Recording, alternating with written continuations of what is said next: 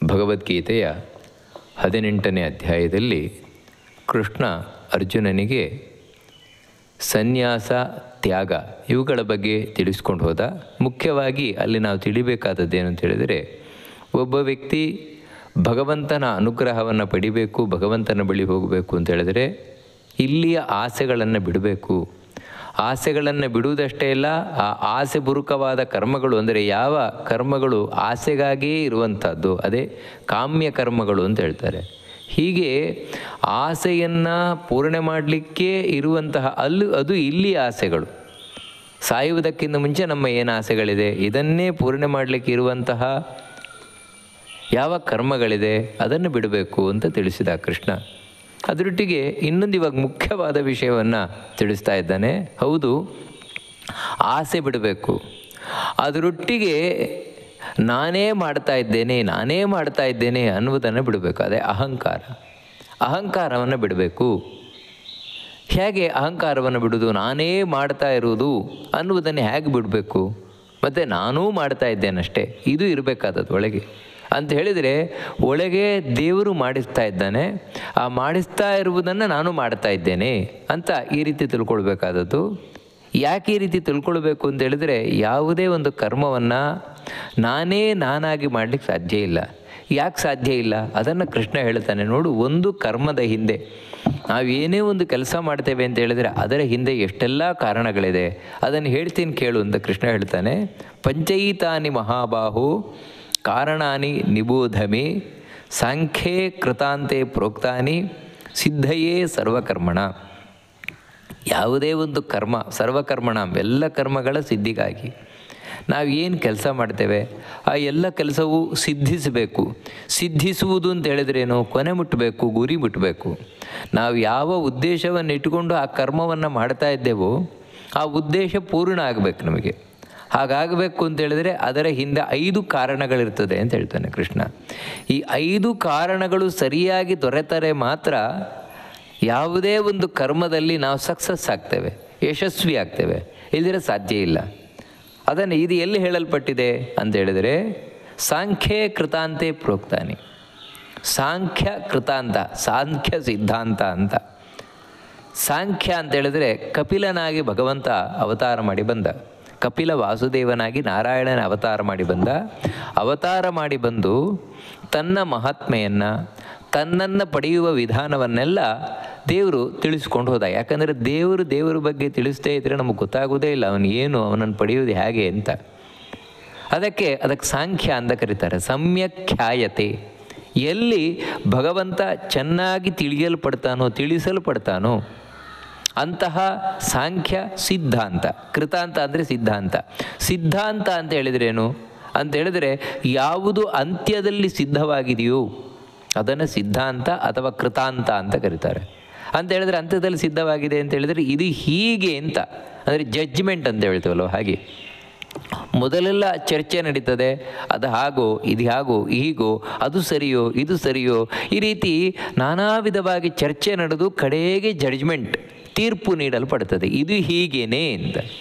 ಹಾಗೆಯೇ ಋಷಿಮುನಿಗಳು ತಾವು ಸೇರಿ ಚರ್ಚೆಯನ್ನು ಮಾಡಿ ದೇವರ ಬಗ್ಗೆ ಹೀಗೇನೆಪ್ಪ, ಧರ್ಮದ ಬಗ್ಗೆ ಹೀಗೇನೆಪ್ಪ ಅಂತ ಹೀಗೆ ತಾವು ಯಾವ ಒಂದು ನಿರ್ಣಯವನ್ನು ಕೊಟ್ಟಿದ್ದಾರೆ ಅದನ್ನೇ ಕೃತಾಂತ ಅಥವಾ ಸಿದ್ಧಾಂತ ಅಂತ ಕರೀತಾರೆ. ಹೀಗೆ ದೇವರ ಬಗ್ಗೆ ಕರಾರುವಾಕ್ಕಾದಂತಹ ತೀರ್ಪು ಎಲ್ಲಿ ನೀಡಲಾಗಿದೆಯೋ ಅದೇ ಸಾಂಖ್ಯ ಕೃತಾಂತ ಅಂತ.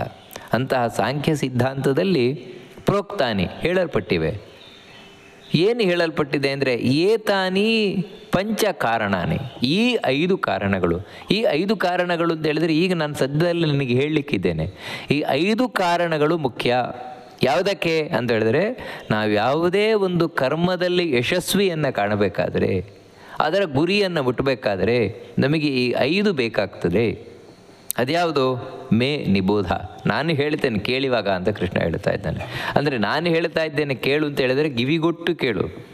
ಕೃಷ್ಣ ಹೇಳ್ತಾ ಇದ್ದಾನೆ ಅಂದರೆ ಕೃಷ್ಣ ತಿಳಿದು ಹೇಳ್ತಾನೆ, ಸತ್ಯವನ್ನು ನುಡಿತಾನೆ, ನಿನ್ನ ಉದ್ಧಾರಕ್ಕೆ ಬೇಕಾದ ಮಾತನ್ನು ಹೇಳ್ತಾನೆ.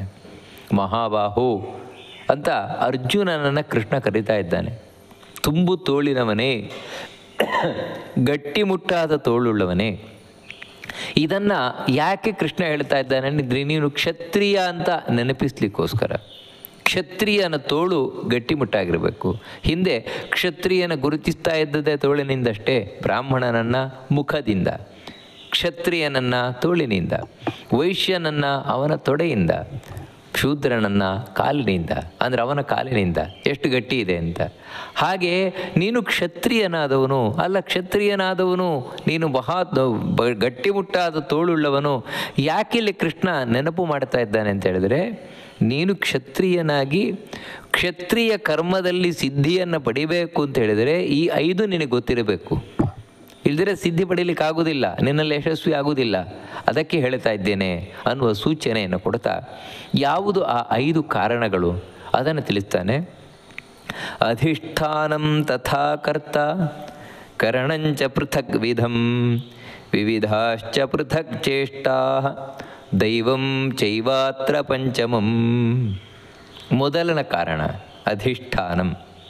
ಅಧಿಷ್ಠಾನ ಅಂತೇಳಿದರೆ ನಮಗೆ ಇರಲಿಕ್ಕೆ ಆಧಾರಭೂತವಾದಂತಹ ಒಂದು ಯಾವುದಾದ್ರೂ ವಸ್ತು ಬೇಕು. ಇವಾಗ ಉದಾಹರಣೆಗೆ ನಾನು ಏನಾದರೂ ಇಲ್ಲೊಂದು ಕರ್ಮ ಮಾಡ್ತೇನೆ, ಅದು ಪುಣ್ಯಕರ್ಮ ಇರ್ಬೋದು, ಪಾಪಕರ್ಮ ಇರ್ಬೋದು, ಯಾವುದೇ ಕರ್ಮ, ಅಥವಾ ನನ್ನ ಹೊಟ್ಟೆ ತುಂಬಿಸುವ ಕರ್ಮ ಇರ್ಬೋದು, ಯಾವುದೇ ಒಂದು ಕರ್ಮ ಇರ್ಬೋದು. ಈ ಕರ್ಮ ಮಾಡ್ತೇನೆ ಅಂತ ಹೇಳಿದರೆ ನಾನು ಎಲ್ಲಾದ್ರೂ ಇದ್ದು ಮಾಡಬೇಕಲ್ವ, ಯಾವುದಾದ್ರೂ ಜಾಗ ಬೇಕಲ್ವ ನಾನು ಇರಲಿಕ್ಕೆ. ಅದನ್ನು ಅಧಿಷ್ಠಾನ ಅಂತ ಕರೀತಾರೆ. ಈ ದೇಹವೇ ಅಧಿಷ್ಠಾನ, ಆಧಾರ. ಅಂದರೆ ಈ ದೇಹದಲ್ಲಿ ಇದ್ದುಕೊಂಡು ನಾನು ಕರ್ಮ ಮಾಡಲಿಕ್ಕಾಗತ್ತೆ. ಈ ದೇಹ ಇಲ್ಲ ಅಂತ ಹೇಳಿದ್ರೆ ಕರ್ಮ ಮಾಡಲಿಕ್ಕಾಗೋದಿಲ್ಲ. ಅದರಿಂದಾಗಿಯೇ ನಾವಿವತ್ತು ಯಾವುದೇ ಒಂದು ನಾವು ಕರ್ಮ ಮಾಡ್ತೇವೆ, ಶುಭ ಕರ್ಮ ಇರ್ಬೋದು, ಅಶುಭ ಕರ್ಮ ಇರ್ಬೋದು, ಮದುವೆ ಮುಂಜಿ ಇರ್ಬೋದು, ಬೇರೆ ಯಾವುದೇ ಇರ್ಬೋದು, ಮಾಡಬೇಕು ಅಂತ ನಾವು ಇಚ್ಛೆ ಪಟ್ಟಾಗ ಅಥವಾ ಮಾಡಬೇಕು ಅಂತ ನಾವು ಕೇಳಿದಾಗ ಮೊದಲು ಹೇಳುವುದೇನು ಅಂತ ಹೇಳಿದರೆ ಯಾವ ಜಾಗದಲ್ಲಿ ಮಾಡೋದು, ಎಲ್ಲಿ ಮಾಡೋಣ, ಅಂದರೆ ಎಲ್ಲಿ ಮಾಡುವುದು ಅಂತ ಹೇಳಿದ್ರು ಮೊದಲು ನಾವು ಯೋಚನೆ ಮಾಡೋದು, ಹೇಗೆ ಮಾಡುವುದು ಅಂತ ಮತ್ತೆ ಎಲ್ಲಿ ಮಾಡುವುದು ಅಂತ ಮೊದಲು. ಅದರಿಂದಾಗಿ ಆ ಜಾಗ ಮೊದಲ ಕಾರಣ. ಇವಾಗ ಒಂದು ಕರ್ಮದಲ್ಲಿ ಯಶಸ್ವಿಯಾಗಲಿಕ್ಕೆ 5 ಕಾರಣಗಳು ಅಂತ ಇಟ್ಕೊಂಡ್ರೆ ಒಂದೊಂದಕ್ಕೆ 20% ಅದರಲ್ಲಿ ನಾವು ಮಾಡುವ ಕರ್ಮದಲ್ಲಿ 20 ಪಾಲು ಯಾರಿಗೆ ಸೇರಿದ್ದು ಅಂದರೆ ಆ ಜಾಗಕ್ಕೆ ಸೇರಿದ್ದು. ಯಾಕಂದರೆ ಜಾಗ ಇಲ್ಲ ಅಂದರೆ ಮಾಡಲಿಕ್ಕೆ ಆಗೋಲ್ಲ. ಎಷ್ಟೋ ಸಲ ಹೇಳೋದುಂಟು, ಹೌದು ಮಾಡಬೇಕು ಅಂತ ಏನೋ ಆಸೆ ಇದೆ, ಸರಿಯಾದ ಜಾಗವೇ ಸಿಗ್ತಾ ಇಲ್ಲ ನನಗೆ ಅಂತ. ಅದರಿಂದಾಗಿ ಅದು ಅಧಿಷ್ಠಾನ, ಅದು ಮೊದಲನೇ ಇದ್ದಾಯಿತು. ಈ ದೇಹ ನನಗಾಗಬೇಕಾದ್ರೆ ಮೊದಲನೇ ಇದ್ದಾಯಿತು. ಇಲ್ಲಿ ಇನ್ನೊಂದು ಗಮನಿಸಬೇಕಾದದ್ದು ಏನು ಅಂತ ಹೇಳಿದರೆ, ಇವಾಗ ನಾವೇನಾದರೂ ಪಾಪ ಪುಣ್ಯ ಮಾಡಬೇಕು ಅಂದರೆ ಈ ದೇಹದಲ್ಲಿ ಸತ್ತ ಮೇಲೆ ಮಾಡಲಿಕ್ಕಾಗಲ್ಲ. ಸತ್ತ ಮೇಲೆ ಅವನಿಗೆ ಈ ದೇಹ ಇಲ್ಲ, ಆಮೇಲೆ ಪ್ರೇತ ಆಗಿ ತಿರುಗುತ್ತಾನೆ. ಅಂದರೆ ಪ್ರೇತ ಅಂತ ಹೇಳಿದ್ರೆ ಹೀಗೆ ಒಂದು ದೇಹ ಇಲ್ಲದ ಪರಿಸ್ಥಿತಿ ಅವನಿಗೆ, ಕೇವಲ ಹಸಿವು ಬಾಯಾರಿಕೆಯಿಂದ ಒದ್ದಾಡುವ ಪರಿಸ್ಥಿತಿ, ಇನ್ನೇನು ಬೇಡ. ಈ ದೇಹ ಇಲ್ಲ ಅಂತ ಹೇಳಿದ್ರೆ ಹಸಿವು ಬಾಯಾರಿಕೆಯನ್ನು ನಮಗೆ ನಿವಾರಣೆ ಮಾಡ್ಕೊಳ್ಳಿಕ್ಕಾಗೋದಿಲ್ಲ, ಪೂರ್ಣೆ ಮಾಡ್ಕೊಳ್ಳಿಕ್ಕಾಗೋದಿಲ್ಲ. ಈ ದೇಹ ಬೇಕೇ ಬೇಕು. ಅದೇ ರೀತಿ ಹೊರಗೆ ಒಂದು ಜಾಗ ಬೇಕೇ ಬೇಕು, ಇರಬೇಕು ಅಂದರೆ ಜಾಗ ಬೇಕೇ ಬೇಕು. ಅದರಿಂದಾಗಿ ಒಂದು ಕಾರಣ ಆಯಿತು. ಎರಡನೆಯದ್ದು ತಥಾ ಕರ್ತ, ಹಾಗೆಯೇ ಅಂತೇಳಿದರೆ ಈ ಅಧಿಷ್ಠಾನ ಅಥವಾ ಒಂದು ಜಾಗ, ಆಧಾರ ಎಷ್ಟು ಮುಖ್ಯವೋ ಅಷ್ಟೇ ಮುಖ್ಯವಾಗಿರುವುದು ಯಾವುದು ಅಂದರೆ ಕರ್ತ. ಕರ್ತ ಅಂದರೆ ಮಾಡುವವನು, ಮಾಡುವ ಜಾಗ ಹೀಗೆ ಅಂತ ಆಯಿತು. ಎರಡನೆಯದ್ದು ಮಾಡುವವನು ಯಾರು, ಯಾವುದೇ ಒಂದು ಕರ್ಮವನ್ನು ಮಾಡುವವನು ಯಾರು, ನಾನೇ ಅಲ್ವಾ. ಇವಾಗ ಯಾವುದೋ ಒಂದು ಹೋಮ ಮಾಡಬೇಕು, ಪೂಜೆ ಮಾಡಬೇಕು, ಯಜ್ಞ ಮಾಡಬೇಕು, ನಾನೇ ಮಾಡೋದು. ಈ ರೀತಿ ಸಾಮಾನ್ಯವಾಗಿ ತಿಳಿಯುವುದುಂಟು. ಇವಾಗ ಈ ದೇಹದೊಳಗೆ ಕೂತು ನಾನೇ ಅಲ್ವಾ ಮಾಡೋದು. ಇವಾಗ ಮಾತಾಡ್ತಾ ಇರೋದಿರ್ಬೋದು, ತಿನ್ನುವುದಿರ್ಬೋದು, ಉಣ್ಣುವುದಿರ್ಬೋದು, ಕೇಳುವುದಿರ್ಬೋದು, ನಾನೇ ಮಾಡೋದಲ್ವಾ ಅಂತ ಹೇಳಿದರೆ ಕೃಷ್ಣ ಹೇಳ್ತಾನೆ, ನೋಡು, ನಿಜವಾದ ಕರ್ತೃ ನೀನಲ್ಲ, ಮಾಡುವವನು ನೀನಲ್ಲ, ನಿಜವಾಗಿಯೂ ಕೂಡ ಪ್ರಧಾನವಾಗಿ. ಮತ್ತು ಅದು ವಿಷ್ಣು ದೇವರು ಎಲ್ಲರೊಳಗೆ ಕೂತು ಎಲ್ಲವನ್ನ ಮಾಡ್ತಾ ಇರುವವನು. ಅದಕ್ಕೆ ನಿಜವಾದ ಕರ್ತೃ, ನಿಜವಾಗಿ ಒಳಗೆ ಕೂತು ಮಾಡುವವನು ಯಾರು ಅಂತ ಹೇಳಿದರೆ ದೇವರು. ಆ ದೇವರು ಮಾಡಿಸಲಿಲ್ಲ, ಅವನು ಮಾಡಲಿಲ್ಲ ಅಂತ ಹೇಳಿದ್ರೆ ನಮಗೇನೂ ಮಾಡಲಿಕ್ಕೆ ಸಾಧ್ಯ ಇಲ್ಲ. ಇದರಿಂದಾಗಿಯೇ ವೇದಗಳು ಹೇಳುತ್ತದೆ, ಅವನು ಬಿಂಬ, ನಾನು ಪ್ರತಿಬಿಂಬ. ಕನ್ನಡಿಯ ಮುಂದೆ ನಿಂತಾಗ ಕನ್ನಡಿಯ ಹೊರಗೆ ನಿಂತಹ ಬಿಂಬನೇ ದೇವರು. ಕನ್ನಡಿಯ ಒಳಗೆ ಕಾಣುವಂತಹ ಪ್ರತಿಬಿಂಬವೇ ನಾನು. ಆ ಬಿಂಬ ಕೈಯನ್ನೆತ್ತಿದರೆ ಪ್ರತಿಬಿಂಬ ಕೈಯನ್ನೆತ್ತದೆ. ಬಿಂಬ ಮಾತಾಡಿದರೆ ಪ್ರತಿಬಿಂಬ ಮಾತಾಡ್ತದೆ. ಹಾಗೆ ನನ್ನೊಳಗೆ ನಿಂತ ದೇವರು ಅವನು ಏನನ್ನು ಮಾಡ್ತಾನೆ ಅದನ್ನು ನಾನು ಅನುಕರಣೆ ಮಾಡ್ತಾನೆ ಅಷ್ಟೇ. ಅದರಿಂದಾಗಿ ನಿಜವಾಗಿ ಮಾಡುವವನು ದೇವರು, ಕರ್ತೃ ಅವನು, ನಿಜವಾದ ಕರ್ತೃ ದೇವರು. ಅಲ್ಲ ಹಾಗಿದ್ರೆ ನಾನೇನು ಮಾಡ್ತಾನೆ ಇಲ್ವಾ? ನೀನು ಮಾಡ್ತಾ ಇಲ್ಲ ಅಂತಲ್ಲ. ಅದರಿಂದಾಗಿ ಇನ್ನೊಂದು ಅರ್ಥದಲ್ಲಿ ಕರ್ತೃ ಅಂದರೆ ಜೀವನನ್ನು ಇಟ್ಕೊಳ್ಬೋದು. ನಾನು ಮಾಡ್ತಾ ಇದ್ದೇನೆ, ನಾನು ಕರ್ತೃವಾಗಿದ್ದೇನೆ, ಮಾಡುವವನಾಗಿದ್ದೇನೆ, ಇಲ್ಲ ಅಂತಲ್ಲ. ಆದರೆ ಸ್ವತಂತ್ರವಾಗಿ ನಾನು ಕರ್ತೃ ಅಲ್ಲ. ಕನ್ನಡಿಯ ಒಳಗೆ ಕಾಣುವ ಪ್ರತಿಬಿಂಬ ಯಾವತ್ತಿಂದ ಯಾವತ್ತಿಗೂ ಅದು ಡಿಪೆಂಡೆಂಟ್, ಅಂದರೆ ಇನ್ನೊಂದನ್ನು ಆಶ್ರಯಿಸಿದೇ ಹೊರತು ತಾನೇ ಸ್ವತಂತ್ರವಾಗಿ ಏನನ್ನೂ ಮಾಡಲಾರದು. ಹಾಗಂತ ಮಾಡ್ತದೆ, ಮಾತಾಡುತ್ತೆ, ಕೈ ಎತ್ತುತ್ತದೆ, ಇಲ್ಲ ಅಂತಲ್ಲ. ಅಂದರೆ ಅದರಲ್ಲಿ ಕ್ರಿಯೆ ಇದೆ, ಆ್ಯಕ್ಷನ್ ಇದೆ. ಆದರೆ ಆ ಕ್ರಿಯೆ ಹೇಗಿದೆ ಅಂತ ಹೇಳಿದರೆ ಎದರಲ್ಲಿರುವ ಬಿಂಬವನ್ನು ನಂಬಿಕೊಂಡಿದೆ. ಹಾಗೆಯೇ ನಾವು ಕರ್ತೃಗಳು ಅಂತ ಆಗಿದ್ದರೂ ಕೂಡ, ಮಾಡುವವರು ಅಂತ ಆಗಿದ್ದರೂ ಕೂಡ ಸ್ವತಂತ್ರವಾಗಿ ಅಲ್ಲ, ದೇವರು ಮಾಡಿಸಿದ್ದನ್ನು ಮಾಡುವವರು. ಅಂದರೆ ಒಟ್ಟಾರೆ ಹೇಳೋದಾದರೆ ಇಷ್ಟೇ, ಈ ದೇಹದಲ್ಲಿರಬಹುದು ಅಥವಾ ಎಲ್ಲಿಯೇ ಇರಬಹುದು, ಮುಖ್ಯವಾಗಿ ಸ್ವತಂತ್ರವಾಗಿ ಇಂಡಿಪೆಂಡೆಂಟಾಗಿ ಸೆಲ್ಫ್ ಡಿಪೆಂಡೆಂಟಾಗಿ ಮಾಡುವವನು ಯಾರು ಅಂತ ಹೇಳಿದ್ರೆ ಭಗವಂತ. ಅವನು ಮಾಡಿಸಿದ್ದನ್ನು ಅವನು ಮಾಡಿದಂತೆ ಅನುಕರಣೆ ಮಾಡುವವನು ಯಾರು ಅಂದರೆ ನಾನು, ಜೀವ. ಹೀಗೆ ನನ್ನ ಪಾಲು ಇರಲಪ್ಪ ನಾನು ಮಾಡ್ತೇನೆ ಅಂತ ಇಟ್ಕೊಂಡ್ರು 20% ಇರುವುದು. ಒಂದು ಕರ್ಮದಲ್ಲಿ ನನ್ನ ಪಾಲು 20%. ಮೂರನೆಯದ್ದು ಯಾವುದು ಅಂತ ಹೇಳಿದರೆ ಕರಣಂಚ ಪೃಥಗ್ವಿಧಂ. ಅದರ ಹಾಗೇನೆ ಪೃಥಗ್ವಿಧಂ ಕರಣಂ, ಬೇರೆ ಬೇರೆ ರೀತಿಯಾದಂತಹ ಕರಣಗಳು, ಉಪಕರಣಗಳು, ಸಾಮಗ್ರಿಗಳು ಅದು ಬೇಕು. ಇಲ್ಲಿದ್ರೆ ಆಗೋದಿಲ್ಲ. ಯಾವುದೇ ಒಂದು ಕೆಲಸ ಮಾಡಬೇಕಾದರೆ ಮಾಡುವವನು, ಮಾಡುವ ಜಾಗ, ಹೌದು ಎರಡೂ ಸಿಕ್ಕಿತು. ಆದರೆ ಮೂರನೆಯದ್ದು ನಾವೇನಾದರೂ ಕರ್ಮ ಮಾಡಬೇಕು ಅಂತ ಹೇಳಿದ್ರೆ ಅದಕ್ಕೆ ಉಪಕರಣಗಳು ಬೇಕಲ್ವಾ? ಇಲ್ಲದ್ರೆ ಮಾಡಲಿಕ್ಕಾಗೋದಿಲ್ಲ. ಇವಾಗ ಈ ದೇಹದಲ್ಲಿ ಇರುವಂತಹ ಕೈ, ಕಾಲು, ಕಣ್ಣು, ಮೂಗು, ಬಾಯಿ ಇವುಗಳೆಲ್ಲ ಉಪಕರಣಗಳು. ನಾನೇನೇ ಕರ್ಮ ಮಾಡಲಿಕ್ಕೆ, ನೋಡುವುದಕ್ಕಾಗಲಿ, ಕೇಳುವುದಕ್ಕಾಗಲಿ, ತಿನ್ನುವುದಕ್ಕೆ, ಮುಟ್ಟುವುದಕ್ಕೆ, ಮೂಸುವುದಕ್ಕೆ, ಇದೆಲ್ಲದಕ್ಕೂ ಕೂಡ ನನಗೆ ಉಪಕರಣ, ಇನ್ಸ್ಟ್ರೂಮೆಂಟ್ ಆಗಿರುವಂಥವುಗಳು ಯಾವುದು ಅಂತ ಹೇಳಿದರೆ ಈ ಇಂದ್ರಿಯಗಳು. ಅದಿದ್ರೆ ಆಗೋದಿಲ್ಲ ಕರ್ಮ ಮಾಡಲಿಕ್ಕೆ. ಹಾಗೆಯೇ ಇವಾಗ ಹೊರಗಿನಿಂದ ನಾವು ನಮ್ಮ ಮನೆಯಲ್ಲಿ ಏನೋ ಒಂದು ಫಂಕ್ಷನ್ ಮಾಡ್ತೇವೆ ಅಂತ ಲೆಕ್ಕಾಚಾರ ಮಾಡಿದ್ವು. ಮೊದಲು ಎಲ್ಲಿ ಮಾಡುವುದು? ಇಂಥಲ್ಲಿ ಮಾಡುವುದು ಅಂತ ಆಯಿತು. ಎರಡನೇದ್ದು ಯಾರು ಮಾಡುವುದು? ನಾನೇ ಮಾಡುವವನು, ನಾನೇ ಮಾಡುವವನು ಕೂಡ ಯಾರು ಅಂತ ಆಯಿತು. ಮೂರನೆಯದ್ದು ಏನು ಅಂತ ಹೇಳಿದರೆ ಮಾಡಬೇಕು ಅಂತ ಹೇಳಿದರೆ ಅದಕ್ಕೆ ಉಪಕರಣಗಳು ಬೇಕಲ್ವ? ಮುಂದಿನದ್ದು ಏನು ಮಾಡ್ತೇವೆ ಅಂತ ಹೇಳಿದರೆ, ಇವಾಗ ಮನೆಯಲ್ಲಿ ಹೋಮ ಮಾಡಬೇಕು ಅಂತ ಹೇಳಿದ್ರೆ ನಾವು ಪುರೋಹಿತರ ಹತ್ರ ಹೋಗ್ತೇವೆ. ಹೋಗಿ ಅವ್ರ ಹತ್ರ ಅದಕ್ಕೆ ಏನೇನು ಸಾಮಾನು ಬೇಕು ಹೇಳ್ರಿ, ನಾವು ತಯಾರು ಮಾಡ್ತೇವೆ. ಅಂದರೆ ಇದು ಬೇರೆ ಬೇರೆ ಉಪಕರಣಗಳು, ಸಾಮಗ್ರಿಗಳು. ಆ ಸಾಮಗ್ರಿಗಳು ಬೇಕು. ಇವಾಗ ಅಡುಗೆ ಮಾಡಬೇಕು ಅಂತ ಹೇಳಿದರೆ ಆ ಅಡುಗೆ ಮನೆ ಎಲ್ಲಿ ಗೊತ್ತಾಯಿತು, ಅಡುಗೆ ಮಾಡುವವರು ಬಂದರು. ಮೂರನೆಯದು ಅಡುಗೆ ಸಾಮಾನು, ಪಾತ್ರೆಗಳು, ಇವುಗಳೆಲ್ಲ ಬೇಕು ತಾನೆ. ಅಂದರೆ ಇದು 20%. ನಾವು ಯಾವುದೇ ಒಂದು ಕರ್ಮದಲ್ಲಿ ಯಶಸ್ವಿಯನ್ನು ಪಡಿಬೇಕು ಅಂತ ಹೇಳಿದ್ರೆ ಅದರಲ್ಲಿ ಈ ಉಪಕರಣಗಳು ಮೂರನೆಯ ಪಾತ್ರವನ್ನು ವಹಿಸ್ತವೆ. ಅದು 20% ಆಗಿರ್ತದೆ. ನಾಲ್ಕನೆಯದ್ದು ವಿವಿಧಾಶ್ಚ ಪೃಥಕ್ ಚೇಷ್ಟಾ, ನಾನಾ ವಿಧವಾದ ಬೇರೆ ಬೇರೆಯಾದ ಚೇಷ್ಟೆಗಳು ಅಂತ. ಚೇಷ್ಟ ಅಂತ ಹೇಳಿದ್ರೆ ಚಟುವಟಿಕೆಗಳು, ಆ್ಯಕ್ಷನ್ಸ್, ನಾನಾ ವಿಧವಾದ ಬೇರೆ ಬೇರೆಯಾದ ಚಟುವಟಿಕೆಗಳು. ಇದು ಕೂಡ ಬಹಳ ಮುಖ್ಯ ಒಂದು ಕರ್ಮ ಆಗಬೇಕಾದ್ರೆ. ಅಂದರೆ ಕರ್ಮದಲ್ಲಿ ಚಟುವಟಿಕೆಗಳು ನಡೀಲಿಲ್ಲ ಅಂತ ಹೇಳಿದರೆ ಅದು ಕರ್ಮ ಆಗೋಲ್ಲ. ಇವಾಗ ಈ ದೇಹದಲ್ಲಿ ನಾನಿದ್ದೇನೆ, ಜೀವ ಇದ್ದೇನೆ. ನಾನು ಏನಾದರೂ ಕರ್ಮದಿಂದ ಯಶಸ್ವಿಯನ್ನು ಪಡಿಬೇಕು ಅಂತ ಹೇಳಿದರೆ ಹೌದು ಕಣ್ಣಿದೆ, ಕಣ್ಣಿನಿಂದ ನಾನು ನೋಡಬೇಕಷ್ಟೇ, ಕಿವಿಯಿಂದ ಕೇಳಬೇಕಷ್ಟೇ. ನಿಮಗೇನು ಅಂತ ಹೇಳಿದರೆ ಇಲ್ಲಿ ವಿವಿಧಾಶ್ಚ ಪೃಥಕ್ ಚೇಷ್ಟಾ, ನಾನಾ ಬಗೆಯ ಬೇರೆ ಬೇರೆ ಚಟುವಟಿಕೆಗಳು ಏಕಕಾಲದಲ್ಲಿಯೇ ನಡೀತದೆ. ಅದು ನೋಡಿ ಆಶ್ಚರ್ಯ.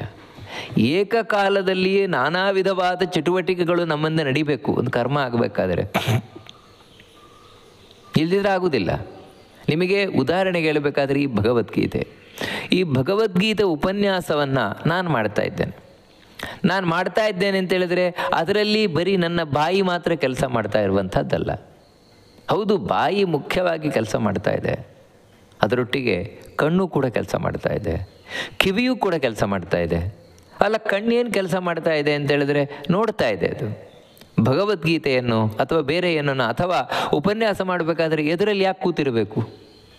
ಎದುರಲ್ಲಿ ಯಾಕೆ ಶ್ರೋತೃಗಳು ಕೇಳುವವರು ಕೂತಿರಬೇಕು ಅಂದರೆ ಅವರನ್ನು ನೋಡಿ ಹೇಳಲಿಕ್ಕೆ. ಹಾಗಿದ್ರೆ ಅವನು ಬಾಯಲ್ಲಿ ಮಾತಾಡೋದು ಮಾತ್ರ ಅಲ್ಲ, ಕಣ್ಣಲ್ಲಿ ನೋಡ್ತಾ ಇದ್ದಾನೆ ನೋಡಿ, ಅದು ಒಂದು ಬೇರೆ ಇನ್ನೊಂದು ಚಟುವಟಿಕೆ ಆಗ್ತಾ ಇದೆ.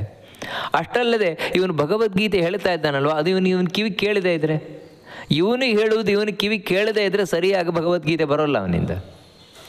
ಮತ್ತು ಅವನಿಗೆ ಕೇಳಬೇಕು. ಈ ಕಾರಣದಿಂದಲೇ ಇವತ್ತು ನೀವು ನೋಡ್ಬೋದು, ಯಾವುದೇ ಒಂದು ಸಂಗೀತ ಕಚೇರಿ ಇರ್ಬೋದು, ಬೇರೆ ಯಾವುದೇ ಕಾರ್ಯಕ್ರಮ ಇರ್ಬೋದು, ಫೀಡ್ಬ್ಯಾಕ್ ಅನ್ನೊಂದು ಕೊಟ್ಟಿರ್ತಾರೆ. ಅಂದರೆ ಅವರು ಹೇಳಿದ್ದು ಅವ್ರಿಗೆ ಕೇಳಬೇಕು ಅಂತ, ಆವಾಗ ಮಾತ್ರ ಸರಿ ಬರ್ತದೆ ಅಂತ.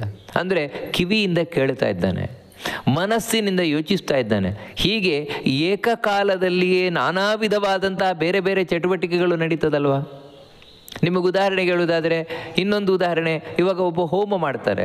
ಹೋಮವನ್ನು ಮಾಡಬೇಕಾದ್ರೆ ಏಕಕಾಲದಲ್ಲಿಯೇ ಎಷ್ಟೆಲ್ಲ ಚಟುವಟಿಕೆಗಳು ನಡೀತದೆ ಅಂತ ಹೇಳಿದರೆ, ಅವರು ಬಾಯಲ್ಲಿ ಮಂತ್ರ ಹೇಳ್ತಾ ಇರ್ತಾರೆ, ಕೈಯಲ್ಲಿ ಆಹುತಿ ಹಾಕ್ತಾ ಇರ್ತಾರೆ, ಅಂದರೆ ಕೈಯಲ್ಲಿ ಏನೋ ಇಟ್ಕೊಂಡು ಹೋಮಕ್ಕೆ ಹಾಕ್ತಾ ಇರ್ತಾರೆ, ಕಣ್ಣಲ್ಲಿ ಹೋಮಕುಂಡವನ್ನು ನೋಡ್ತಾ ಇರ್ತಾರೆ, ಕಿವಿಯಲ್ಲಿ ಆ ಮಂತ್ರವನ್ನು ಕೇಳ್ತಾ ಇರ್ತಾರೆ. ಹೀಗೆ ನಾನಾ ವಿಧವಾದ ಚೇಷ್ಟೆಗಳು ಅಂದರೆ ಚಟುವಟಿಕೆಗಳು ಏಕಕಾಲದಲ್ಲಿಯೇ ನಡಿಬೇಕು. ಹಾಗಿದ್ರೆ ಮಾತ್ರ ಆ ಕರ್ಮದಲ್ಲಿ ಯಶಸ್ವಿ ಆಗ್ಲಿಕ್ಕೆ ಸಾಧ್ಯ. ಅಂದರೆ ಚಟುವಟಿಕೆ ನಡೀದೇ ಇದ್ದರೆ ಅದು ಕರ್ಮ ಯಶಸ್ವಿ ಆಗೋದಿಲ್ಲ. ಇದನ್ನು ಕೂಡ ಕೃಷ್ಣ ಇಲ್ಲಿ ಸ್ಪಷ್ಟವಾಗಿ ತಿಳಿಸಿದಾಗಾಯಿತು.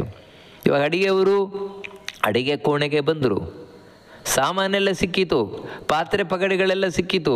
ಆದರೆ ಆಮೇಲೆ ಅಡಿಗೆ ಮಾಡುವಂತಹ ಕರ್ಮ ಆಗಬೇಕಲ್ವ. ಕರ್ಮ ಅಂತ ಹೇಳಿದ್ರೆ ನಾನಾ ವಿಧವಾದ ಚಟುವಟಿಕೆಗಳು, ಇದನ್ನು ಅದಕ್ಕೆ ಹಾಕೋದು, ಇದನ್ನು ಅಲ್ಲಿ ಬೇಯಿಸೋದು, ಅದನ್ನು ಇಲ್ಲಿ ತುರಿಯೋದು, ಅದನ್ನು ಇಲ್ಲಿ ಕಾಯಿಸೋದು, ಹುರಿಯುವುದು, ಈ ರೀತಿ ನಾನಾ ವಿಧವಾದ ಚಟುವಟಿಕೆಗಳು ನಡೆದಾಗ ಒಂದು ಅಡಿಗೆ ಅಂತ ಹೇಳುವಾಗ ಆಗ್ತದೆ. ಅದರಿಂದಾಗಿ ಇದು 20%. ಯಾವುದು ಅಂತ ಹೇಳಿದರೆ ನಾನಾ ವಿಧವಾದ ಚಟುವಟಿಕೆಗಳು.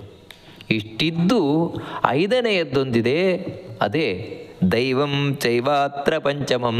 ಅತ್ರ ಈ ವಿಷಯದಲ್ಲಿ ಅಂದರೆ ನಾವು ಒಂದು ಕರ್ಮದಲ್ಲಿ ಯಶಸ್ಸನ್ನು ಪಡೆಯುವ ವಿಷಯದಲ್ಲಿ 5ನೆಯ ಕಾರಣವೇ ದೈವ. ದೈವ ಅಂತ ಹೇಳಿದರೆ ಅದೃಷ್ಟ, ಕಣ್ಣಿಗೆ ಕಾಣದ್ದು. ಕಣ್ಣಿಗೆ ಕಾಣದೊಂದಿದೆ, ಅದು ಬಹಳ ಮುಖ್ಯವಾದ ಕಾರಣವಾಗಿದೆ. ಅದ್ಯಾವುದು ಅಂತ ಹೇಳಿದರೆ, ಒಂದು ನಮ್ಮ ಕರ್ಮ, ನಾವು ಮಾಡಿದ ಕರ್ಮ, ಪಾಪ ಪುಣ್ಯಗಳು.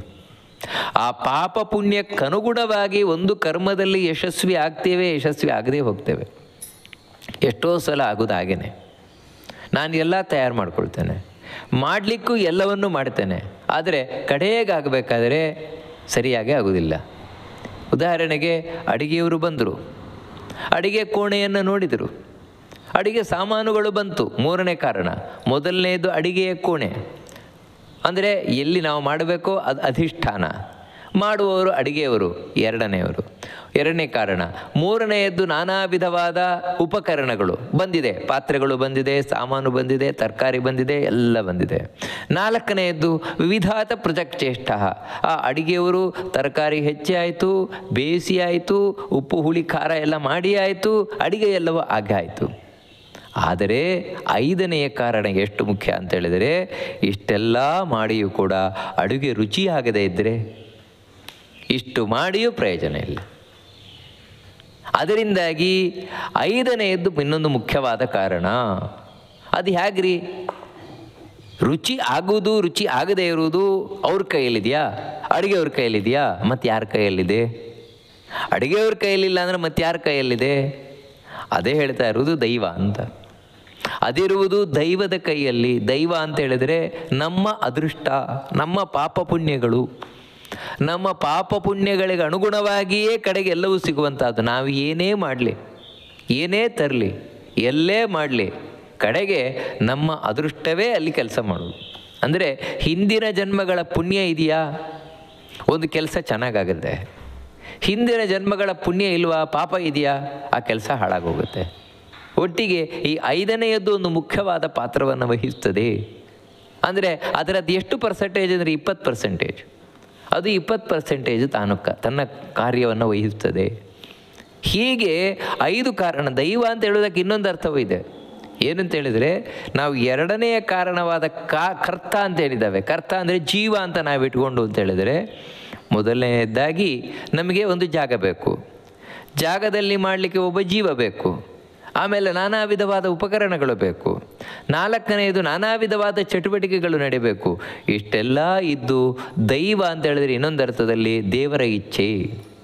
ದೇವರು ಇಚ್ಛೆ ಮಾಡಲಿಲ್ಲ ಅಂತ ಹೇಳಿದರೆ ಆ ಕರ್ಮ ಆಗುವುದೇ ಇಲ್ಲ. ನಿಮಗೆ ಎಲ್ಲಿವರೆಗೆ ಅಂದರೆ ಲಾಸ್ಟ್ ಮೂಮೆಂಟ್, ಕಡೇ ಒಂದು ಗಳಿಗೆಯಲ್ಲಿ ನಿಂತೋಗ್ಬಿಡ್ಬೋದು. ಯಾಕಂದರೆ ದೇವರು ಇಚ್ಛೆ ಮಾಡಲಿಲ್ಲ.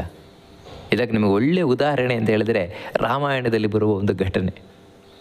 ದಶರಥ ರಾಮಚಂದ್ರನಿಗೆ ಪಟ್ಟಾಭಿಷೇಕ ಮಾಡಬೇಕು ಅಂತ ಇನ್ನಿಲ್ಲದ ಉತ್ಸಾಹವನ್ನು ತೋರಿಸಿದ, ಅತ್ಯುತ್ಸಾಹ. ಅದಕ್ಕೆ ಯಾವಾಗ ಅಂತ ಹೇಳಿದರೆ, ಹಿಂದಿನ ದಿನವೇ ತಾನು ಎಲ್ರಿಗೂ ಹೇಳಿ ಆಯಿತು, ಮಾರನೇ ದಿನ ಪಟ್ಟಾಭಿಷೇಕದ ಏರ್ಪಾಟು ಮಾಡಿ ಆಯಿತು, ಕಲಶವೂ ಕೂಡ ಪ್ರತಿಷ್ಠೆ ಮಾಡಿ ಆಯಿತು.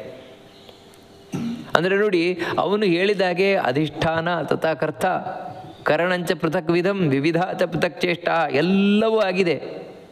ಆದರೆ ದೈವ ಇಚ್ಛೆ ಮಾಡಿಲ್ಲ. ರಾಮಚಂದ್ರ ನಾನೀಗ ಪಟ್ಟಾಭಿಷೇಕವನ್ನು ಮಾಡಿಕೊಳ್ಳಬೇಕು ಅಂತ ಇಚ್ಛೆ ಮಾಡಿಲ್ಲ. ನೋಡಿ, ಅದರಿಂದಾಗಿ ಅಷ್ಟೂ ಕೂಡ ನಡೆಯದೆ ಹೋಗ್ಬಿಡ್ತು.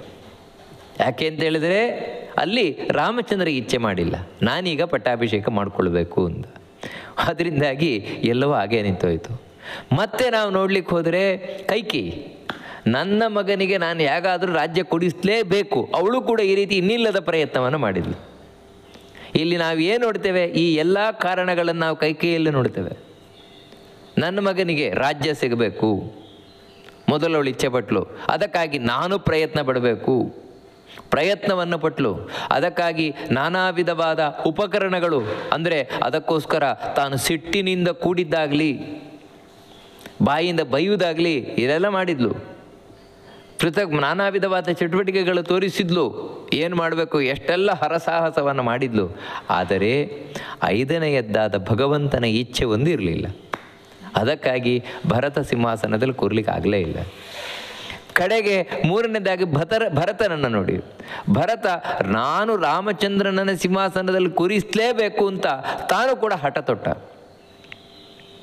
ನೋಡಿ, ಅವನು ಕೂಡ ಇಲ್ಲಿ ಅಧಿಷ್ಠಾನಂ ತಥಾಕರ್ತ ಕರ್ಣಂಚ ಪೃಥಕ್ಕಿದಂ ವಿವಿಧ ಪೃಥಕ್ ಚೇಷ್ಟ ಅಂತ ತಾನು ಅಯೋಧ್ಯೆಯೇ ಜಾಗ, ಅಂದರೆ ಅಯೋಧ್ಯೆಯಲ್ಲಿ ರಾಮಚಂದ್ರನ ಕೂರಿಸಲೇಬೇಕು ಅಂತ ಇಚ್ಛೆ ಮಾಡಿದ. ಅದಕ್ಕಾಗಿ ನಾನು ಹೋಗಿ ಕರ್ಕೊಂಬರ್ತೇನೆ, ಕರ್ತೃ ನಾನು ಹೋಗಿ ಕರ್ಕೊಂಬರ್ತೇನೆ ಅಂತ ಇಚ್ಛೆಯೂ ಕೂಡ ಮಾಡಿದ. ಅದಕ್ಕಾಗಿ ನಾನಾ ವಿಧವಾದ ಉಪಕರಣಗಳು ರಥದಲ್ಲಿ ಕೂತ್ಕೊಂಡ. ಹೀಗೆ ಎಲ್ಲ ಉಪಕರಣಗಳನ್ನು ಇಟ್ಟುಕೊಂಡು ತಾನು ನಾನಾ ವಿಧವಾದ ಚೇಷ್ಟೆಗಳು, ಅಂದರೆ ಇಲ್ಲಿಂದ ಅಲ್ಲಿ ತನಕ ಹೋಗಿದ್ದಾನೆ, ಮಾತಾಡಿದ್ದಾನೆ, ಕಾಲಿಗೆರಗಿದ್ದಾನೆ, ಅಂಗಲಾಚಿದ್ದಾನೆ, ರಾಮಚಂದ್ರನ ಹತ್ರ ಬರಲೇಬೇಕು ಅಂತ ಕೇಳಿದ್ದಾನೆ, ಎಲ್ಲಿದ್ರೆ ನಾನು ಇರಲೇ ಇದ್ಬಿಡ್ತೇನೆ, ಈ ರೀತಿ ಏನೇನೋ ಹರಸಾಹಸವನ್ನು ಮಾಡಿದರೂ ಕೂಡ ದೈವಂ ಚೈವಾತ್ರ ಪಂಚಮಂ, ರಾಮನ ಇಚ್ಛೆ ಏನಿತ್ತೋ ಅದೇ ನಡೀತು. ಏನು ಅಂತ ಹೇಳಿದ್ರೆ, ನೀನು ಸಿಂಹಾಸನದಲ್ಲಿ ಕೂರಬೇಡ, ಈ 14 ವರ್ಷ ನಾನು ಸಿಂಹಾಸನದಲ್ಲಿ ಕೂರೋಲ್ಲ, ಮತ್ತು ನನ್ನ ಪಾದುಕೆ ಕೂತ್ಕೊಳ್ಳಿ. ಹೀಗೆ ರಾಮನ ಪಾದುಕೆ ಕೂರಿತೇ ಹೊರತು ಭರತನ ಆಸೆಯೂ ಈಡೇರಲಿಲ್ಲ, ದಶರಥನ ಆಸೆಯೂ ಈಡೇರಲಿಲ್ಲ, ಕೈಕೇಯಿಯ ಆಸೆಯೂ ಈಡೇರಲಿಲ್ಲ. ಈಡೇರಿದ್ದು ರಾಮನದ್ದೇ ಇಚ್ಛೆ. ಅದೇ ದೈವ ಅಂತ ಕರೀತಾ ಇರುವಂಥದ್ದು. ಹೀಗೆ ಈ 5 ಕಾರಣಗಳಿರ್ತಾ ಇರಬೇಕಾದ್ರೆ, ಅಂದರೆ ಇದು ನಾವು ಮುಖ್ಯವಾಗಿ ಈ ತಿಳ್ಕೊಳ್ಬೇಕಾದದ್ದು. ಇದರಿಂದ ಏನಂದರೆ ನಾನೇ ಮಾಡಿದ್ದು, ನನ್ನಿಂದಲೇ ಆದದ್ದು, ಈ ಹಮ್ಮಿಗೆ ಅವಕಾಶ ಇಲ್ಲ ಅಂತ ಇಂಥ ಒಂದು ಅದ್ಭುತವಾದ ವಿಶ್ಲೇಷಣೆಯನ್ನು ಮಾಡ್ತಾ ಕೃಷ್ಣ ಮುಂದೆ ಹೇಳ್ತಾನೆ, ಶರೀರವಾಂಗ್ ಮನೋಭಿರ್ಯತ್ ಕರ್ಮ ಪ್ರಾರಭತೆ ನರಃ ನ್ಯಾಯಂ ವಾ ವಿಪರೀತಂ ವಾ ಪಂಚೈತೆ ತಸ್ಯ ಹೇತವಃ. ಶರೀರವಾಂಗ್ ಮನೋಭಿಃ ಯತ್ಕರ್ಮ ಪ್ರಾರಭತೆ ನರಃ. ನೋಡು ಅರ್ಜುನ, ನರಃ ಒಬ್ಬ ಮನುಷ್ಯನು, ಅಂದರೆ ಇಲ್ಲಿ ಮನುಷ್ಯ ಅಂತ ಯಾಕೆ ಹೇಳ್ತಾ ಇದ್ದಾನೆ, ನರ ಅಂತ ಯಾಕೆ ಹೇಳ್ತಾ ಇದ್ದಾನೆ ಅಂತ ಹೇಳಿದರೆ, ಇದು ಪ್ರಾಣಿಗಳಿಗೆ ಸಂಬಂಧಪಟ್ಟದ್ದಲ್ಲ, ಪಕ್ಷಿಗಳಿಗೆ ಸಂಬಂಧಪಟ್ಟದ್ದಲ್ಲ, ಮತ್ತು ಮನುಷ್ಯರಿಗೆ ಸಂಬಂಧಪಟ್ಟದ್ದು. ಯಾಕಂತ ಹೇಳಿದರೆ, ಮನುಷ್ಯನಾಗಿ ಹುಟ್ಟಿ ಬಂದದ್ದೇ ಕರ್ಮ ಮಾಡಲಿಕ್ಕೆ. ನೋಡಿ, ಅದರಿಂದಾಗಿ ಪಾಪ ಪುಣ್ಯಗಳ ಲೆಕ್ಕಾಚಾರ ಮನುಷ್ಯನಿಗೆ ಮಾತ್ರ, ದೇವತೆಗಳಿಗೂ ಇಲ್ಲ, ಪ್ರಾಣಿ ಪಕ್ಷಿಗಳಿಗೂ ಇಲ್ಲ. ದೇವತೆಗಳೇನು ಅಂದರೆ ಕರ್ಮದ ಫಲವನ್ನು ಅನುಭವಿಸುವವರು, ಏನು ಮಾಡಿದ್ದಾರೆ ಕರ್ಮ ಪುಣ್ಯಕರ್ಮ ಅದರ ಫಲವನ್ನು ಅನುಭವಿಸುವವರು, ಅವರು ಎಂಜಾಯ್ ಮಾಡುವವರಷ್ಟೇ. ಆದರೆ ಇಲ್ಲಿ ಮನುಷ್ಯನಾಗಿ ಬರುವುದು ಯಾಕಂತ ಹೇಳಿದ್ರೆ ಕರ್ಮ ಮಾಡಲಿಕ್ಕಾಗೇ ಬರುವುದು. ಪಾಪ ಪುಣ್ಯ ಸಂಪಾದನೆ ಮಾಡಲಿಕ್ಕಾಗಿ ಬರುವುದು, ಸಂಪಾದನೆಗಾಗಿ ಇಲ್ಲಿ, ಆ ಸಂಪಾದನೆ ಮಾಡಿದ ಅನುಭವಿಸಲಿಕ್ಕೆ ಮೇಲೆ. ಅದಕ್ಕಾಗಿಯೇ ನರಹ ಅಂತ ಹೇಳ್ತಾ ಒಬ್ಬ ವ್ಯಕ್ತಿ ಕರ್ಮ ಮಾಡ್ತಾನೆ. ಆ ಕರ್ಮ ಹೇಗೆ ಮಾಡ್ತಾನೆ? ಶರೀರ ವಾಂಗ್ ಮನೋಭಿ. ಶಾರೀರಿಕವಾದ ಕರ್ಮ ಹಿಂದೆ ಹೇಳಿದ್ದಾನೆ, ಶಾರೀರಿಕವಾದ ಕರ್ಮ ಹೇಗಿರುತ್ತೆ. ಇನ್ನು ಮಾನಸಿಕವಾದ ಕರ್ಮ, ಇನ್ನೊಂದು ವಾಚಿಕವಾದ ಕರ್ಮ, ಮಾತಿನ ಕರ್ಮ. ಅಂದರೆ ಮಾತಾಡುವುದು ಒಂದು ಕರ್ಮ, ಯೋಚಿಸುವುದು ಒಂದು ಕರ್ಮ. ಶರೀರದಿಂದ ನಾವು ಮಾಡುವಂತಹ ನಾನಾ ವಿಧವಾದ ಚಟುವಟಿಕೆಗಳು ಕರ್ಮ. ಹೀಗೆ ಈ 3 ವಿಧವಾದ ಕರ್ಮ ಚಟುವಟಿಕೆಗಳೇನಿದೆ, ಈ ಚಟುವಟಿಕೆಗಳು ವಾಸ್ತವಿಕವಾಗಿ ಇದರಿಂದ ಇಲ್ಲಿ ಕೃಷ್ಣ ಹೇಳ್ತಾ ಇರುವುದು ಒಳ್ಳೆಯದಕ್ಕೆ ಮಾತ್ರ 5 ಕಾರಣಗಳು ಅಂತಲ್ಲ. ನ್ಯಾಯಂವ ವಿಪರೀತಂವ, ಅದು ನ್ಯಾಯವಾದದ್ದಿರಲಿ ಅನ್ಯಾಯವಾದದ್ದಿರಲಿ, ಕೆಟ್ಟ ಕರ್ಮ ಇರಲಿ ಒಳ್ಳೆ ಕರ್ಮ ಇರಲಿ, ಯಾವುದೇ ಕರ್ಮ ಇದ್ರೂ ಕೂಡ ಪಂಚೈತೆ ತಸ್ಯ ಹೇತವ, ತಸ್ಯ ಹೇತವ ಏತೆ ಪಂಚ. ಈ 5 ಅದಕ್ಕೆ ಕಾರಣ, ಬೇರೆ ಕಾರಣ ಇಲ್ಲ. ಈ 5 ಮುಖ್ಯವಾದ ಕಾರಣವಾಗಿರುವಂಥದ್ದು. ನೀನು ಕೆಟ್ಟ ಕೆಲಸ ಮಾಡು ಅಂದರೆ, ಕೆಟ್ಟ ಕೆಲಸದಲ್ಲಿ ಯಾರಾದರೂ ಒಬ್ಬ ಯಶಸ್ವಿ ಆಗುತ್ತಾ ಇದ್ದಾನೆ ಅಂತ ಹೇಳಿದ್ರೆ ಅದರ ಹಿಂದೆ ಈ 5 ಕಾರಣಗಳಿದ್ದೇವೆ. ಇಲ್ಲಿ ನಮಗೇನು ಬರ್ತದೆ ಅಂದರೆ, ಹಾಗಿದ್ರೆ ಅಲ್ಲೂ ಒಬ್ಬ ಯಾರೋ ಕೆಟ್ಟ ಕೆಲಸ ಮಾಡ್ತಾನೆ ಅಂತ ಹೇಳಿದರೆ ಅದರಿಂದ ದೇವ್ರ ಇಚ್ಛೆ ಇದೆ ಅಂತಲೇ ಆಯ್ತಲ್ವ, ದೇವ್ರ ಇಚ್ಛೆಯಿಂದ ಕೆಟ್ಟ ಕೆಲಸ ಮಾಡ್ತಾ ಇದ್ದಾನೆ ಅಂತ ಆಯ್ತಲ್ವ ಅಂತ ಹೇಳಿದ್ರೆ ಹೌದು, ಸತ್ಯವೇ. ಒಬ್ಬನು ಕೆಟ್ಟ ಕರ್ಮ ಮಾಡ್ತಾನೆ ಅಂತ ಹೇಳಿದ್ರೆ ಅದರಿಂದ ದೇವ್ರ ಇಚ್ಛೆ ಇದ್ದೇ ಇದೆ. ಅಲ್ಲ, ದೇವರಾದರೂ ಯಾಕೆ ಈ ರೀತಿ ಕೆಟ್ಟ ಕರ್ಮ ಮಾಡಲಿಕ್ಕೆ ಇಚ್ಛೆ ಪಡ್ತಾನೆ, ಕೆಟ್ಟ ಕರ್ಮ ಮಾಡಿಸ್ಲಿಕ್ಕೆ ಇಚ್ಛೆ ಪಡ್ತಾನೆ? ಅದಿನ್ನೇನೆಂದರೆ ದೇವರು ಮಾಡ್ತಾನೆ ಒಳಗೆ ಕೂತು ಅಂತ. ಹಾಗಿದ್ರೆ ಆ ಕೆಟ್ಟ ಕರ್ಮ ದೇವರು ಮಾಡ್ತಾನೆ ಅಂತ ಆಯ್ತಲ್ವ. ಯಾರದ್ದೋ ಕೊಲೆ ಆಗತ್ತೆ ಅಂತ ಹೇಳಿದ್ರೆ ಒಳಗೆ ಕೂತು ದೇವರು ಮಾಡ್ತಾನೆ ಅಂತಾಯಿತು, ಇವನಿಂದ ಮಾಡಿಸ್ತಾನೆ ಅಂತಾಯಿತು. ಹಾಗಿದ್ಮೇಲೆ ನಾವು ಇವನಿಗೆ ಯಾಕೆ ಬೈಯೋದು? ಇವನು ಕೆಟ್ಟದ್ದು ಮಾಡಿದ, ಇವನು ಪಾಪಿ, ಇವನು ನರಕಕ್ಕೆ ಹೋಗ್ತಾನೆ, ಯಾಕೆ ಈ ರೀತಿ ಹೇಳೋದು?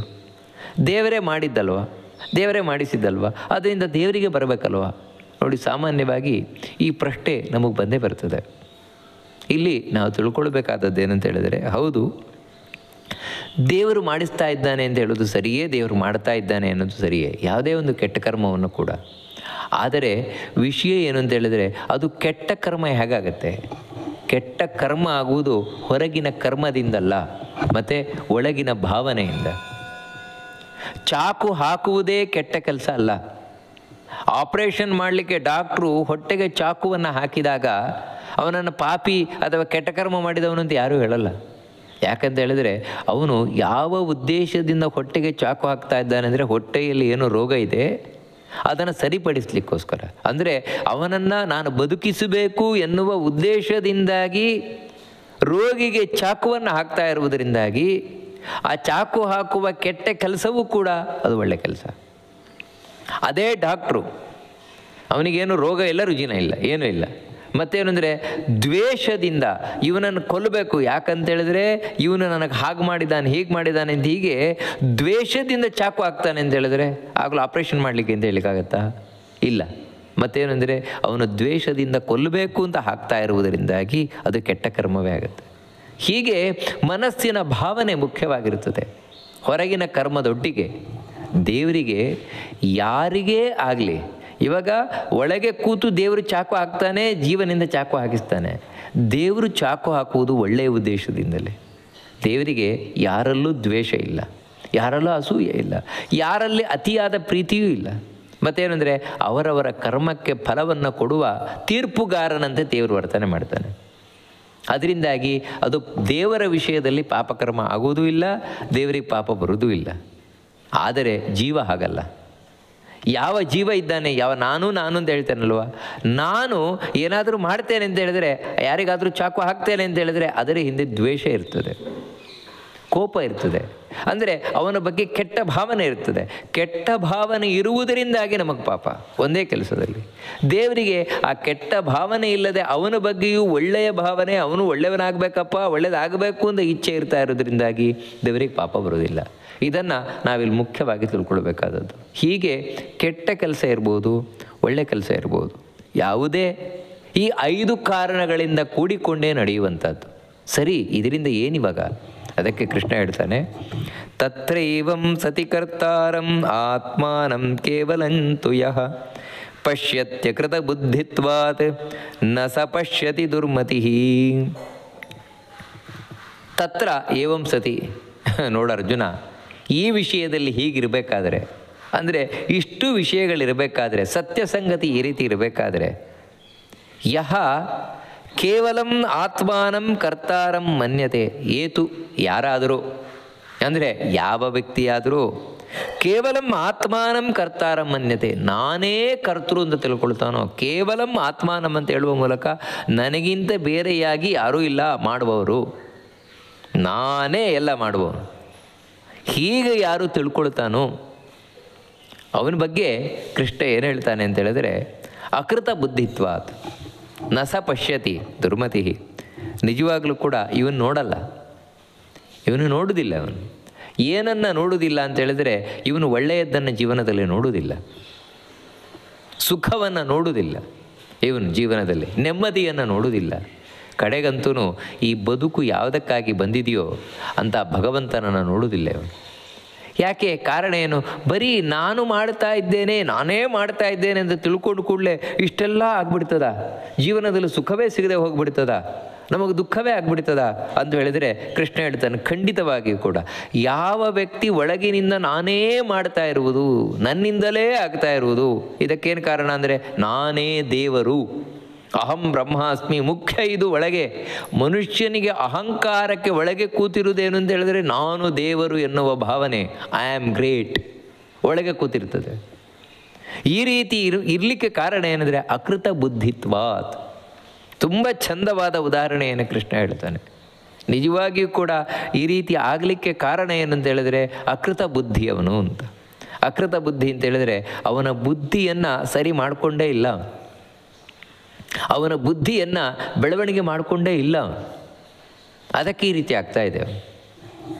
ಅಂದರೆ ಬುದ್ಧಿಯನ್ನು ನಾವು ಸರಿ ಮಾಡಿಕೊಳ್ಳೋದು ಅಂತ ಹೇಳಿದ್ರೇನು, ಬೆಳವಣಿಗೆ ಮಾಡಿಕೊಳ್ಳೋದೇ ಅಂದ್ರೇನು ಅಂತ ಹೇಳಿದರೆ, ಹುಟ್ಟಿದಾಗ ಪ್ರಾಣಿಗಳಿಗೂ ಬುದ್ಧಿಕೋಶ ಇರ್ತದೆ, ಮನುಷ್ಯರಿಗೂ ಬುದ್ಧಿಕೋಶ ಇರ್ತದೆ. ಆದರೆ ಆ ಬುದ್ಧಿಕೋಶ ಬೆಳವಣಿಗೆ ಹೊಂದಿರುವುದಿಲ್ಲ.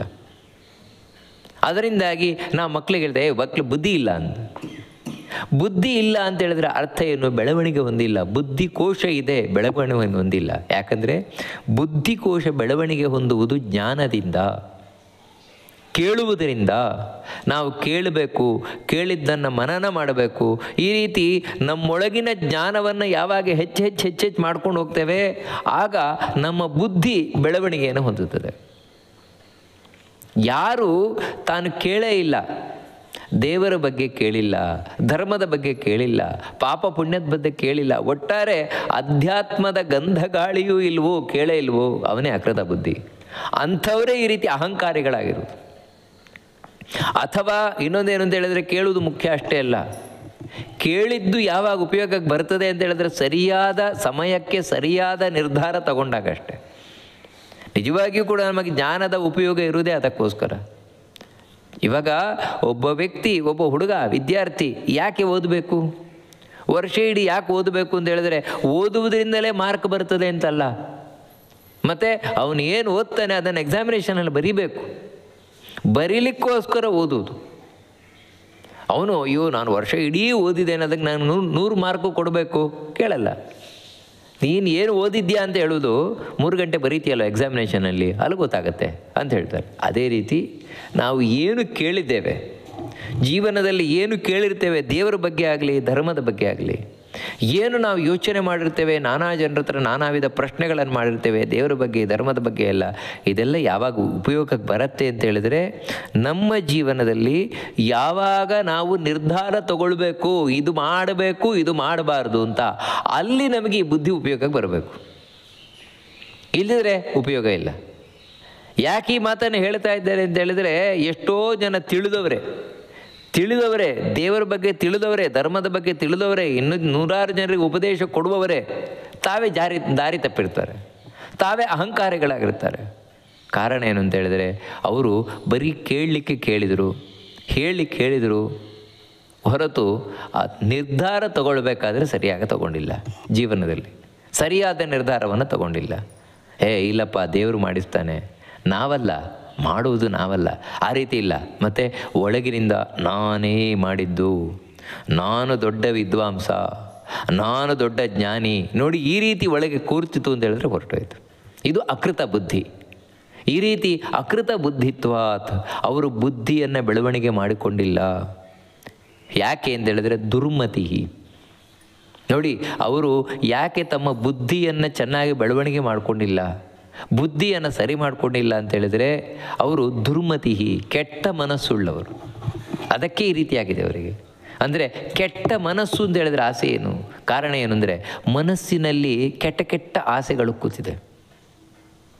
ಯಾವ ಆಸೆಗಳು ಜೀವನದಲ್ಲಿ ಬರಬಾರ್ದು ಎಲ್ಲ ಅಂಥ ಆಸೆಗಳು ಕೂತಿದೆ, ಅಂಥ ಯೋಚನೆಗಳು ಕೂತಿದೆ ಒಳಗೆ.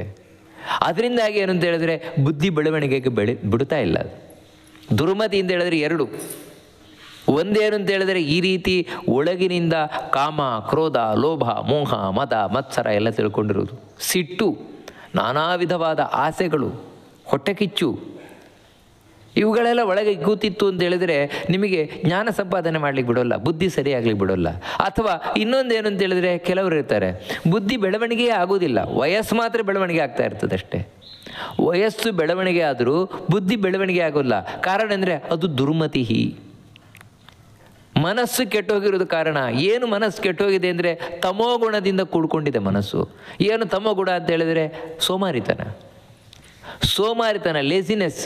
ಅದಕ್ಕೇನೆಂದರೆ ತಿಳ್ಕೊಳ್ಳಿಕ್ಕೆ ಸೋಮಾರಿತನ ಬಿಡುವುದೇ ಇಲ್ಲ.